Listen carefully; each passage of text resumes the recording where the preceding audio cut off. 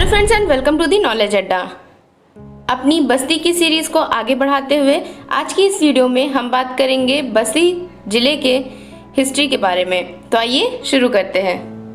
प्राचीन काल में बस्ती को भगवान राम के गुरु ऋषि वशिष्ठ के नाम पर वशिष्ठी के नाम से जाना जाता था। कहा जाता है कि उनका यहाँ आश्रम हुआ करता था। अंग्रेजों के ज़माने में जब ये जिला बना तो निर्जन वन और झाड़ियों से घिरा था। लोगों के प्रयास से यह धीरे धीरे बसने योग्य बन गया। इसका वर्तमान नाम बस्ती राजा कल्हड़ द्वारा चयनित किया गया था। 6ठी शताब्दी में गुप्तों के पतन के साथ बस्ती भी धीरे धीरे उजड़ने लगी। कन्नौज में राजधानी के साथ मोखरेज नामक एक राजवंश ने उत्तर भारत में सत्ता हासिल करना शुरू कर दिया और इस राज्य में बस्ती शामिल हो गई। 9वीं शताब्दी की शुरुआत में गुर्जर प्रतिहार के राजा नागभट्ट द्वितीय ने अयोध्या के सिंहासन को उजाड़ फेंका, जो उस समय कन्नौज में शासन कर रहा था, और इस शहर को उसके बढ़ते साम्राज्य की राजधानी बना दिया, जिसने शासन के दौरान अपने चरम को छुआ। उसके बाद 1836 से 1885 ईस्वी में अवध ने अपनी शक्ति खोनी शुरू कर दी, छोटे छोटे भागों में विभाजित हो गया। लेकिन 1170 से 1194 ईस्वी के बीच राज्य करने वाले राजवंश के अंतिम शासक जयचंद्र शहाबुद्दीन मोहम्मद की हमलावर सेना के खिलाफ लड़ते हुए चंदवार, जो कि इटावा के पास स्थित है, वहां मारे गए और इसके तुरंत बाद तुर्कों ने यहां अपना कब्जा कर लिया। लगभग 1225 में इल्तुतमिश का बेटा नसीरुद्दीन मोहम्मद अवध का गवर्नर बना और उसने यहाँ सदियों से राज करते आए भर जाति के सभी प्रतिरोधों को पूरी तरह से खत्म कर दिया। 1489 में बस्ती और आसपास के जिले ख्वाजा जहां के उत्तराधिकारी के नियंत्रण में रहे, जो जौनपुर राज्य के शासक थे।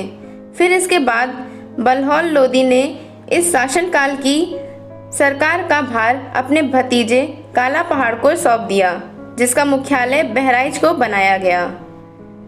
अकबर और उनके उत्तराधिकारी के शासनकाल के दौरान जिले के गोरखपुर की सरकार का हिस्सा बना दिया गया और यहाँ खलील उर रहमान का राज्य स्थापित हुआ।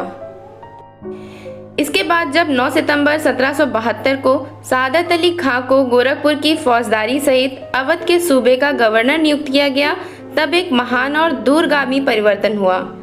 उस समय छोटे छोटे स्थानों पर विभिन्न शासकों का शासन था, जैसे बंसी और रसूलपुर पर सरनेत के राजा का शासन था, बुरवल पर चौहान सरदार द्वारा विनायकपुर का क्षेत्र, कल्हड़ द्वारा बस्ती का क्षेत्र, कायस राजा द्वारा अमरोहा, गुआतमस ने नगर पर शासन किया, सूर्यवंशियों की बड़ी रेखा द्वारा माहुली का शासन।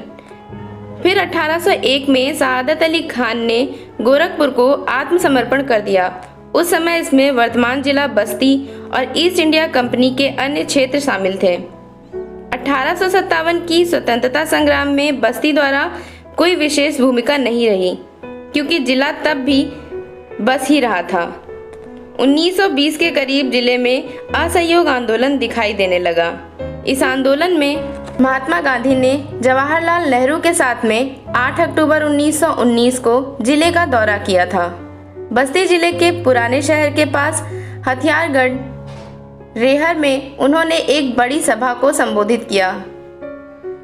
वर्तमान समय में ये जिला अपने सूती वस्त्र चीनी कारखानों के लिए जाना जाता है, जिनमें कई छोटे पैमाने पर और कुटीर उद्योग शामिल हैं। इस जिले को शीशम, बांस, नीलगिरी और आम के लिए जाना जाता है। तो फ्रेंड्स, आज की ये वीडियो कैसी लगी ज़रूर बताइएगा। अगर ये वीडियो अच्छी लगी हो और इन्फॉर्मेटिव लगी हो तो इस वीडियो को लाइक कर दीजिएगा, अपने फ्रेंड्स के साथ में शेयर कर दीजिएगा और ऐसी ही और जानकारियों के लिए मेरे चैनल को सब्सक्राइब करना मत भूलिएगा।